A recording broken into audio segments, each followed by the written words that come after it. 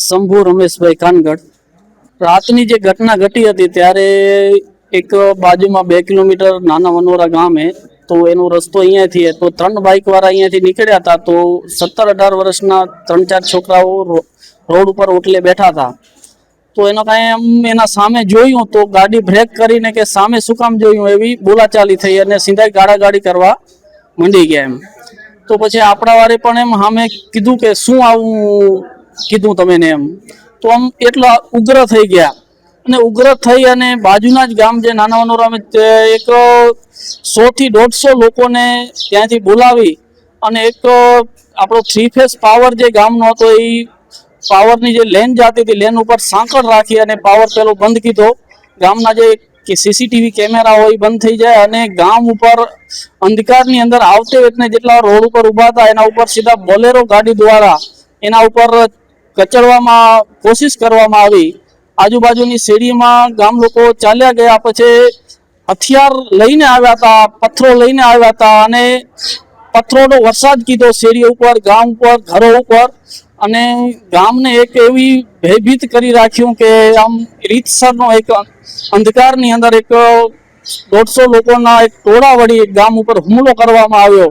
એનામાં ગામના એક વ્યક્તિને લાગુ પણ વધારે પથ્થર હેમરેજ અત્યારે હોસ્પિટલમાં દાખલ છે. બીજા છૂટપૂટ આમ પથ્થર પણ બીજા બધા અલગ અલગ રીતે બધાને લાગ્યા છે. તો આ ખૂબ જ એક નિંદનીય ઘટના છે અને આવી ઘટનાઓ વારંવાર આવી અહીંયા ગામમાંથી નીકળી અને ગાડી બોલે અને ફૂલ બાઇકું દોડાવે, ફૂલ ગાડી દોડાવે છે. ગામની અંદર રોડ ઉપર કોઈ ચાલતા હોય એ પણ એક ભયભીત અવસ્થામાં જે આ ગામના લોકો દ્વારા જે વાહનો ચલાવવામાં આવે એ રહેતા હોય રહ્યા. તો આ ઘટના એક ખૂબ જ નિંદનીય છે અને પ્રશાસન આના ઉપર ખૂબ સારી રીતે કાર્યવાહી કરે એવી ગામ લોકોની માંગ છે. તો આ કાર્યવાહી એક એવી થાય કે આવનાર સમયની અંદર આવી કોઈ ઘટના ઘટે નહીં. કીર્તિભાઈ જાટિયા, વિશ્વ હિન્દુ પરિષદ સૌરાષ્ટ્ર પ્રાંત કોષાધ્યક્ષ, કચ્છ વિભાગ પ્રભારી. ભુજ તાલુકાના રાધનપર ગામે અત્યારે વિશ્વ હિન્દુ પરિષદની ટીમ અમે આવી છે. ગઈકાલે રાત્રે ગામની અંદર એક ખૂબ મોટા પ્રમાણમાં ટોળાએ ગામને ભયભીત કરવાના જે પ્રયત્નો કર્યા છે, હિન્દુ સમાજના લોકોને બાનમાં લેવાના પ્રયત્ન કર્યા છે. એના માટે અત્યારે અમારી ટીમે અહીંયા મુલાકાત લીધી છે.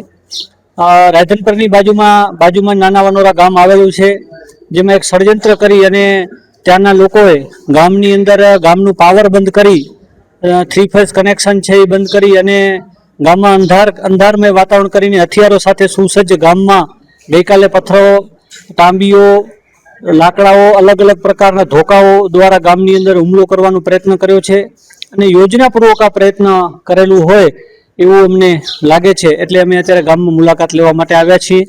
અમે સરકારશ્રી પાસે આની માંગણી પણ કરવાના છીએ કે આવનારા સમયમાં આના ઉપર કડકમાં કડક આરોપીઓ ઉપર કાર્યવાહી થાય.